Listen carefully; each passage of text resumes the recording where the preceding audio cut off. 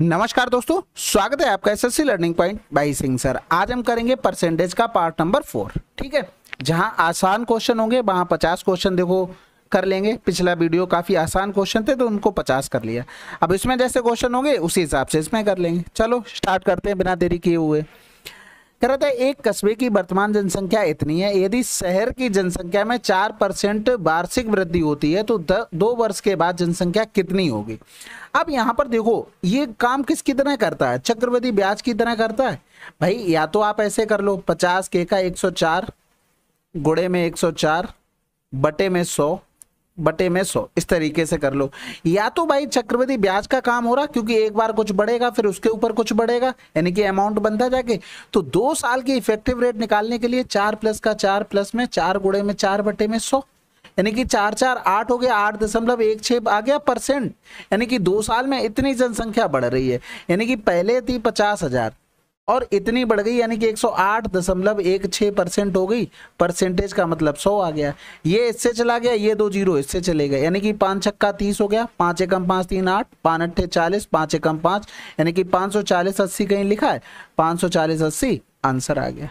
अगला सवाल, यदि x का 35% 140 है तो x का मान क्या है। अब भाई देखो ओरल करने की कोशिश करना। 7 दूनी 14 हो गया, ऊपर 7 पंजे 35, 5 चौको 20, कहीं 4 लिखा दिख रहा है, आंसर लगा दो। बाकी आप कैलकुलेशन खुद से करेंगे। अगला सवाल, एक कार का मूल्य हर वर्ष 20% की दर से कम होता है, 2 साल बाद कार का मूल्य इतना हो जाएगा तो वास्तविक मूल्य क्या होगा। भाई 20% दर से कम हो रहा है, यानी कि 8 का 2 बार हमें भाग करना पड़ेगा। 8 इंटू में 8, 8 छंग 48, फिर 8 से भाग करेंगे, 8 8 सत्ते 56, 8 पन्ने 40, कहीं 75 लिखा है क्या आंसर। आपको इस तरीके से नहीं लिखना कि पहले कुछ रहा हुआ 20% दर से कमी होगी तो 80 बटे में 100, 80 बटे में 100, फिर बराबर में कर रहे हैं 48000। भाई ऐसे नहीं करना, हमें पता है 48 में 2 बार 8 का भाग होगा बस, और दुनिया भर के जीरो लगे 48 में, तो 8 छंग 48, इधर की 8 सत्ते 56, 8 पन्ने 40, बात खत्म। हमें बिल्कुल भी टाइम वेस्ट नहीं करना है। एक परीक्षा में एक छात्र ने इतने अंक प्राप्त किए, लेकिन पात्रता से 20 अंक कम थे। अन्य छात्र ने 80% अंक प्राप्त किए और पात्रता अंकों से 5% अधिक अंक प्राप्त किए। परीक्षा के कुल अंक कितने हैं। अब इस सवाल में थोड़ा सा चेंज किया गया। क्या यहाँ पर पहले नंबर दे देता था, यहाँ पर भी परसेंटेज दे दिया, तो भैया दोनों तरफ हम पासिंग का कर लेते हैं। ये 65% हो गया और यहाँ पर 20 उसे और मिल जाते तो वो पास हो जाता। इसको 80% मिले लेकिन 5% ज्यादा मिल गए, यानी कि कम भी मिलते तब भी ये पास मार्क्स पे पहुंच जाता। अब यहाँ पर देखो परसेंटेज वाले का डिफरेंस होगा, यानी कि 10% का मान क्या दिया था 20, हमसे टोटल मार्क्स पूछे थे, 100% का मान निकाल लो तो आंसर क्या आ जाएगा 200। आसान था। अगला सवाल, एक कस्बे की जनसंख्या में प्रतिवर्ष 10% की वृद्धि होती है, यदि वर्तमान जनसंख्या इतनी है अगले वर्ष में यह कितनी होगी। 10% की वृद्धि हो रही है, अगले वर्ष में 11 दूनी 22 समथिंग कुछ आ रहा है, बस खत्म हो गया, 22,000 आंसर आ गया। क्योंकि यहाँ पर ऑलरेडी था ना, देखो यहाँ पर हम इस तरीके से करते तो ये करते 11 दूनी 22 आता, लेकिन यहाँ पर देखो जीरो को ध्यान में रखना पड़ेगा, नहीं तो पता लगे अंधाधुंध चल रहे हैं कि बताया था जीरो से वैल्यू नहीं लेनी है। लेकिन ऑप्शन भी तो देख लो, अगर ऑप्शन इस तरीके से लिखे होंगे 200 2200 22,000 और फिर लिखा होगा, ठीक है, और 2,20,000 हो गया, इस तरीके से मान लो, तो आपको जीरो पर काम करना पड़ेगा, फिर दिक्कत में आ जाओगे अगर नहीं करोगे। ठीक है। अगला सवाल, चीनी की कीमत में 10% की वृद्धि हुई, 5 सदस्यों का एक परिवार अपना खर्च नहीं बढ़ाना चाहता है तो उनकी चीनी की खपत में कितने % की कमी आएगी। 9% की वृद्धि हुई, यानी कि 10 से 11 हो गई। अब हमें 11 से इसी मूल्य पे पहुंचना है, यानी कि 1 की कमी करनी पड़ेगी, किससे 11 से, गुणे में 100 कर दो, यानी कि आंसर क्या आ गया बी आ गया। भाई देखो प्राइस में अगर इतनी वृद्धि हुई तो कंजम्पशन में हम अगर 11 से 10 कर दें तो यहाँ पर जो प्रोडक्ट बन रहा है वही प्रोडक्ट यहाँ पर बनेगा, तो यहाँ से हमें कितनी कमी करनी पड़ेगी, 1 की, 1 बटे में 11 गुणे में 100, इस तरीके से कर लो। लेकिन आपको समझ में आना चाहिए ना, ये प्रोसेस आपको पता होना चाहिए, दिमाग में कैलकुलेशन आपको फास्ट करनी है। अगला सवाल, एक विद्यालय में लड़कों और लड़कियों की संख्या का अनुपात इतना है, 20% लड़के और 25% लड़कियां छात्रवृत्ति धारक है, कितने छात्रों को छात्रवृत्ति नहीं मिलती है। भाई देखो 5, इसको 500 कर लो, 600 कर लो। 20% को अगर मिलती है तो भैया इसमें से 80% ऐसे होंगे जिनको नहीं मिलती होगी, इधर 25% को मिलते हैं तो भैया एक चीज बताओ, ऐसे होंगे 75% जिनको नहीं मिलती होगी। हमें यही तो दोनों चाहिए था। यानी कि अगर हम देखें 500 का 80%, किसका किसका कैलकुलेशन कर रहे हैं, पेबल 500 का। अब इसमें एक एक चीज लिखना नहीं है, आपको पता है जीरो तो कट ही जाने हैं, तो ये 400 आ जाएगा। ठीक है, इसका 75% निकालेंगे, 6 पंजे 30, 6 सत्ते 42 और 3 48 हो गया। बस 42 और 3 45, सॉरी इतना हो गया। अब इन लोगों को छात्रवृत्ति नहीं मिल रही थी, यानी कि ये कितने हो गए 950 लोग। टोटल थे कितने, 6 5 1100 लोग थे। इसी 1100 से भाग कर दो तो इनटू में 100 कर दो, यानी कि आंसर क्या आ गया 950 बटे में 11, आंसर आ जाएगा परसेंटेज में। अगला सवाल, प्रति किलो गेहूं की कीमत में 25% की कमी के कारण जॉन 600 रुपए में 5 केजी अधिक खरीद पाता है। प्रति किलो गेहूं की मूल कीमत क्या है, यानी कि पुरानी वाली। ये सवाल बहुत बार करवा चुके और इसके आने की संभावना भी बहुत ज्यादा है। ये 5 केजी मिल रही थी, 25% कमी हुई, हम कह रहे हैं 100% की कमी करवा दो, तो 25 चौकू 100, 5 चौकू 20, यानी कि 20 केजी उसको मिल पाएगा। अब उसने मूल कीमत पूछी थी, यानी कि पहले वाली। हम भैया आपसे ये कह रहे हैं कि अभी प्रेजेंट वाली बता दो, तो आप क्या करोगे, डायरेक्ट 600 में 20 का भाग कर दोगे, आप कहोगे 30 रुपए है। अब पहले की अगर निकालना हो तो पहले तो 5 केजी कम मिल रहा होगा ना, ये तो हमने 5 केजी अधिक में निकाला है, तो पहले जो मिल रहा होगा 20 माइनस का 5 15 केजी मिल रहा होगा। ये केजी हो गया, ये केजी हो गया, यानी कि 15 चौकू 60, यानी कि पहले जो प्राइस था वो 40 रुपए था। समझ गए होगे, आसान सवाल। अगला सवाल, एक आदमी ने प्रति रुपए 3000 में 2 वस्तुएं खरीदी। उसने एक वस्तु को 10% के लाभ पर, दूसरी को 5% के लाभ पर, उसके द्वारा अर्जित कुल लाभ परसेंटेज बताना। देखो प्रति कह रहा था, यानी कि दोनों वस्तुओं को, यानी कि 3000, एक वस्तु को 3000, दूसरी को भी 3000, दोनों का क्या है, सीपी बराबर है। तो 10% लाभ का मतलब हो गया 1/10, यानी कि 10 की चीज कितने में बेची, 11 में, यानी कि ये सीपी हो गया, ये एसपी हो गया। 5% के लाभ का मतलब हो गया 20 की चीज 21 में बेची, क्योंकि 5% मतलब होता है 1/20। ठीक है, तो 20 की चीज 21 में बेच दी। अब एक चीज बताओ, उसने कॉस्ट प्राइस तो दोनों का बराबर बोला है, तो कॉस्ट प्राइस बराबर है तो इसमें हमें 2 का गुणा करना पड़ेगा। भाई इसका तो कॉस्ट प्राइस 10 है, इसका 20 है, दोनों बराबर हो गए अब कॉस्ट प्राइस। अब हमसे पूछा है अर्जित कुल प्रतिशत लाभ। भाई यहाँ पर 1 रुपए का प्रॉफिट ले रहा था, अब इसमें 2 का गुणा कर देंगे तो प्रॉफिट 2 रुपए का हो गया। इसमें 1 रुपए का प्रॉफिट हो रहा, प्रॉफिट 1 रुपए, टोटल प्रॉफिट 3 रुपए का। 3 रुपए का प्रॉफिट हो रहा दोनों वस्तुओं पर, दोनों वस्तुओं का कुल सीपी भाई 20 रुपए यहाँ था, 20 ऊपर था, यानी कि 40 रुपए, गुणे में कर देंगे 100, बस कैंसिल आउट हो गया, 2 दूनी 4 हो गया, 2 पंजे 10 हो गया, यानी कि 7.5% हमें प्रॉफिट होगा। खत्म सवाल। अगला सवाल करें, चलो फिर। यदि किसी वर्ग की भुजा की लंबाई 10% बढ़ा दी जाए, इसके क्षेत्रफल में कितने % की वृद्धि होगी। भाई देखो, जब वर्ग का एरिया लिखते हैं तो ए स्क्वायर लिखते हैं, यानी कि 2 बार 10% की वृद्धि होगी। समझ गए होगे, यानी कि हमें यहाँ पर अगर आपको फार्मूला पता है a प्लस का b प्लस का AB अपॉन में 100, इससे भी आ जाएगा। आप सक्सेसिव से करना चाहते हो उससे भी आ जाएगा, आप दिमाग में ओरल से करना चाहते हो उससे भी आ जाएगा। इसी फार्मूले से 10 10 20 हो रहा है, 21% आंसर हो गया। भाई सारी वृद्धि तो होगी, तो यहाँ पर 10 प्लस का 10 प्लस का 10 गुणे में 10 बटे में 100। कमी अमी की बात कर रहा होता तो उस तरीके से फार्मूला लगा लेते, लेकिन आसान था। अगला सवाल, चलो भाई अगला करते हैं। भाई जमीर 40% की ऑफ सीजन छूट के साथ एक वस्तु खरीदता है, अंकित मूल्य पर 25% छूट पर बेचता है, उसका प्रतिशत लाभ और हानि बताइए। देखो 100 रुपए एक कोई चीज थी, मार्क प्राइस थी, उसने 40% छूट में खरीदा, यानी कि वो 60 की खरीद के लाया, उसके हिसाब से तो सीपी यही हो गया। उसने क्या किया, 25% की छूट पर बेच दिया, यानी कि इसका अगर 25% छूट देंगे 75 रुपए में उसने बेच दिया, ये सेलिंग प्राइस हो गया। तो भैया इन भाई साहब ने कितना फायदा ले लिया, 15 रुपए का, किस पर, 60 पर, गुणे में 100 हो गया, 15 चौकू 60, यानी कि 25% का भाई साहब प्रॉफिट ले रहे हैं। अगला सवाल करते हैं।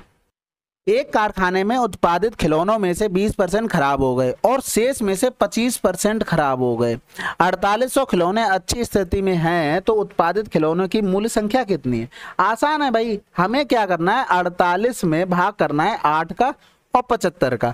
ऊपर 100 दुनिया भर के हैं, 25 तिया 75, 25 चौकू 100, 24 दूनी 48, 4 दूनी 8, कहीं लिखा है आंसर। आप ऐसा नहीं करना कि ये थे 20% खराब हो गए 80% बचे, फिर 25% खराब हो गए 75% बचे, 4800 बराबर ये बचा है सही। अब करना इसी मेथड से, लेकिन स्टेप्स कटिंग करना है। जीरो को क्यों लिखना है भाई, किसी ने बताया थोड़े ना, ऑप्शन चाह रहा है हमसे लिखने के लिए। यही चीज़ मैं बार बार बोल रहा हूँ, स्टेप्स कटिंग कैलकुलेशन का बहुत बड़ा पार्ट होता है।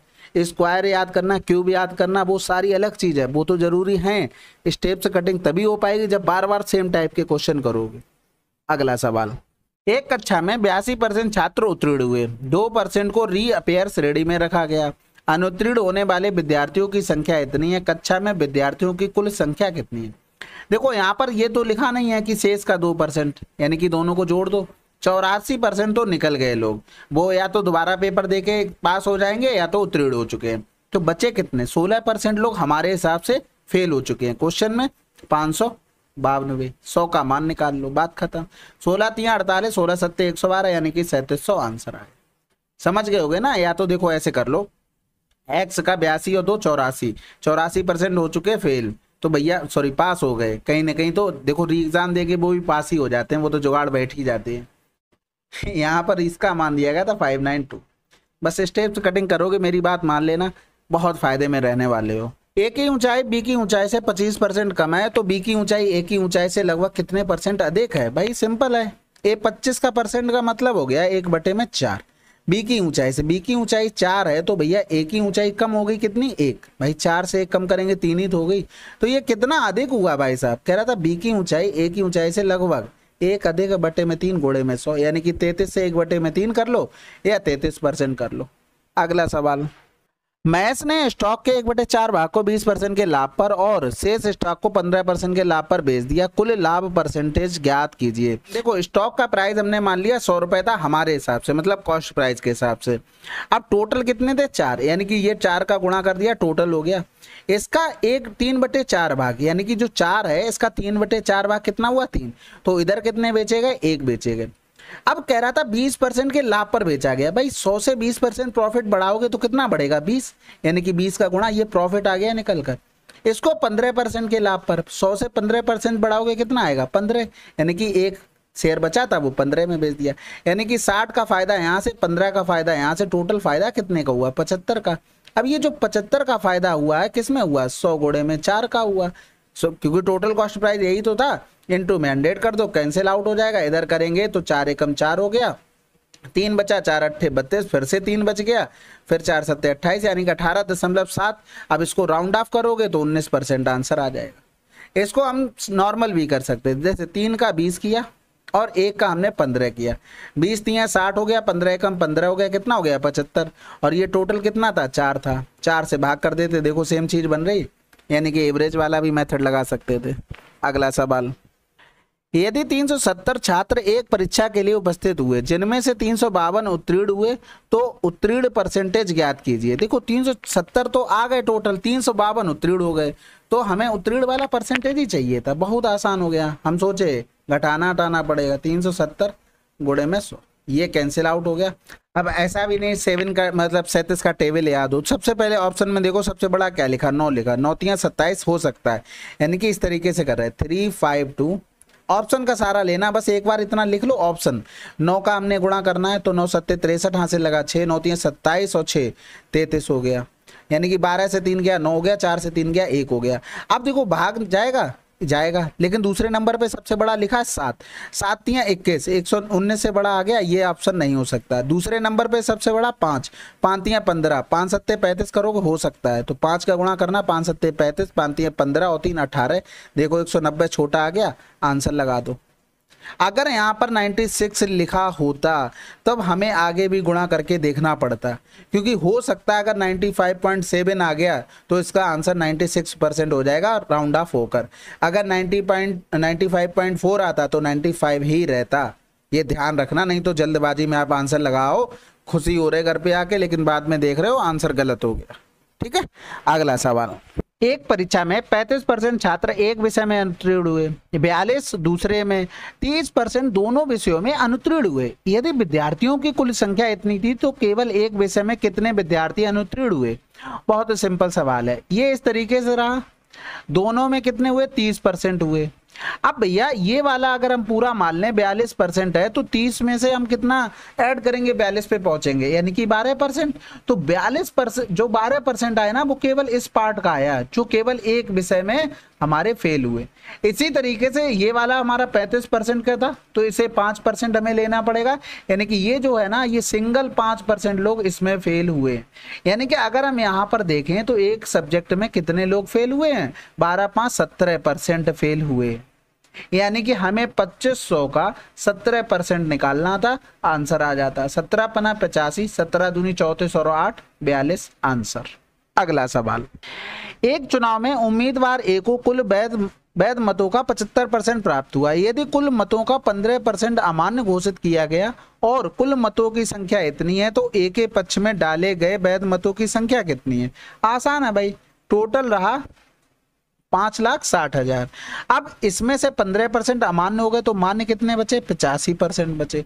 ए को इसका 75% प्राप्त हुआ, तो बस यही तो निकालना था।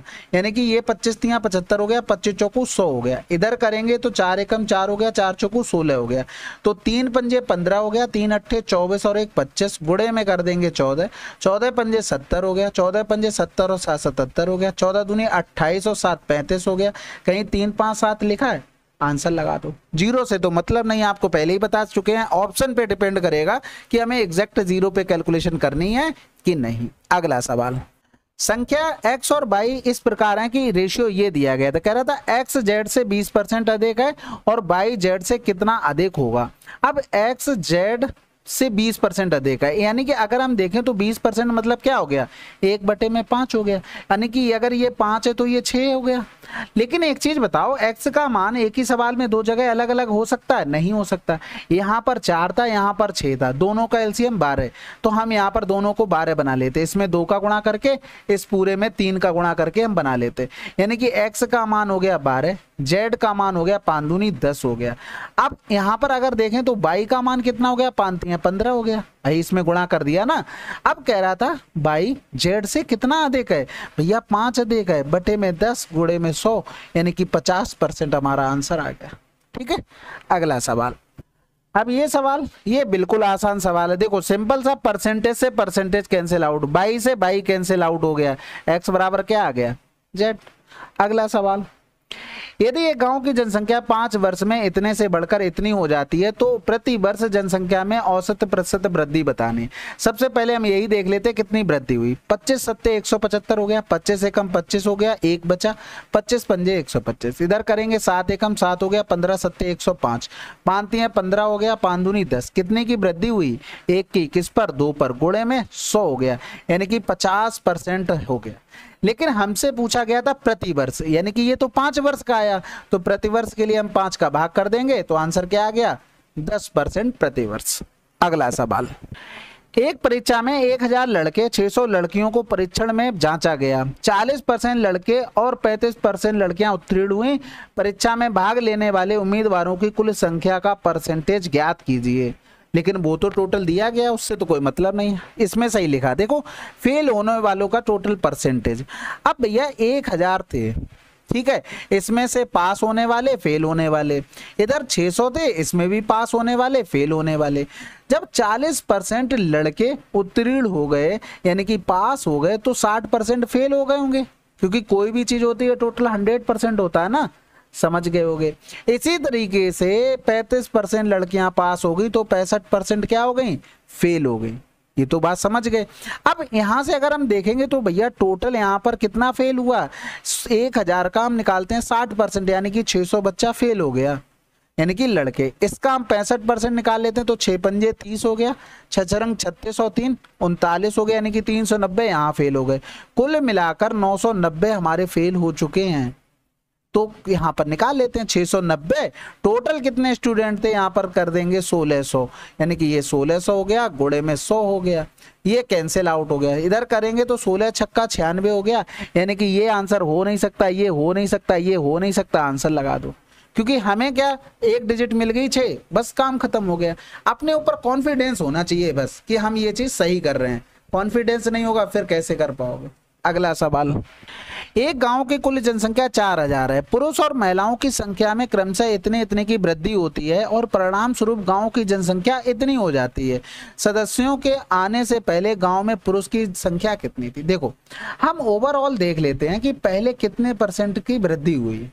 टोटल 500 की वृद्धि हुई 4000 से, तो हम ओवरऑल देख लेते हैं। 5 अट्ठे 40 कर देंगे, यानी कि 12.5% हो रहा है, लेकिन लिखो मत ऐसा, हम लिख लेते हैं यहाँ पर 4 दूनी 8 4 पंजे 20 और ये हो गया 4 दूनी 8 इतने परसेंट की। जब इसमें हम एलिगेशन लगाएंगे, ये पुरुषों की महिलाएं, यहाँ पर 10%, यहाँ पर 20%, इधर हो गया 25/2%। सब में या तो 2 का गुणा करके तब अलग से एलिगेशन लगा लो, या तो आप डायरेक्ट कर लो। इसका डिफरेंस करेंगे तो 5/2% आ जाएगा। इनका डिफरेंस 20 दूनी 40 15/2 आ गया। इनका रेशियो बनाएंगे तो रेशियो 5 3 15 5 एकम 5, यानी कि हमारे हिसाब से टोटल 4 रहे और क्वेश्चन में टोटल कितने हैं 4000 हैं। हमें किसकी संख्या बतानी है, पुरुष की, तो पुरुष इधर वाले थे, यानी कि 3 का मान निकालना था, तो कितने हो गए 3000 हमारा आंसर हो गया। अब ये चीज हम बता चुके, ये संख्या का ही रेशियो क्यों आया था, हमने पहले बताया था आपको। जो भी सापेक्ष में लिखोगे, यानी कि अपॉन में जो भी रहता है, आप परसेंटेज जो भी निकाले हैं तो अपॉन में तो टोटल नंबर लिखे होगे, इनटू में 100 किए होगे, तभी तो पुरुष का परसेंटेज निकला होगा। तो जो भी नीचे होगा परसेंटेज, यानी कि सापेक्ष में, उसी का रेशियो आएगा। अगला सवाल, 2 कर्मचारी अनीता और सरिता को प्रति माह कुल इतने रुपए मिलता है। यदि अनीता को सरिता को भुगतान की गई राशि का 120% भुगतान किया जाता है तो सरिता को कितनी राशि मिलेगी। भाई सरिता को अगर 100 रुपए मिलता है तो इसका 120% अनीता को मिलता है। बस खत्म हो गया सवाल। 2 पंजे 10 2 छक्के 12, हमारे हिसाब से टोटल कितना हो गया 11। 11 बराबर में 6600 और पूछा गया सरिता का, यानी कि 5 बराबर में। ये 11 छक्का 66 600 गुना, इसका भी 600 गुना कर दो, यानी कि 3000 हमारा आंसर आ जाएगा। अगला सवाल, एक लॉटरी में इतने % प्रतिभागियों ने कोई पुरस्कार नहीं जीता, लेकिन 700 प्रतिभागियों ने एक पुरस्कार जीता। प्रतिभागियों की कुल संख्या कितनी थी, टोटल 100 संख्या थी। भाई 96.5% ने कोई नहीं जीता, तो कितने लोगों ने जीता होगा 3.5%। भाई टोटल 100% था, उसमें से इन्होंने नहीं जीता, इतने लोगों ने जीत लिया। इन्हीं का मान दिया गया था, यानी कि 3.5 का मान हमें 700 दिया गया था, 100 बराबर निकालना था, यानी कि 35 दूनी 70 करेंगे, ये 200 गुना हो रहा था इसका, तो इसका भी 200 गुना कर देंगे तो आंसर आ जाएगा हमारे पास 20,000। अगला सवाल, चलिए फिर आज यहीं तक रखते हैं। आज की वीडियो में आपके टोटल 25 क्वेश्चन है। आप साथ साथ रिवीजन करते रहिएगा, इससे आप टेंशन ना लीजिए कि क्या बढ़ेगा, कितने क्वेश्चन करवाने कितने नहीं, वो आप मेरे ऊपर छोड़ दो, बस आप रिवीजन साथ साथ करते चलना। और हाँ, अगर आप वीडियो पूरी देख लेते हो उसके बाद आपको कमेंट बॉक्स में डन लिखना है कि हाँ हमने ये कवर कर लिया है वीडियो, यानी कि रिवीजन हो चुका है। ठीक है, और कोई सजेशन हो कमेंट बॉक्स में वो भी लिखना है, और क्या इंप्रूवमेंट हो सकता है वीडियो में वो भी बता देना, जैसा भी आपको लगे। चलो फिर मिलते हैं अगले वीडियो में, तब तक के लिए जय हिंद।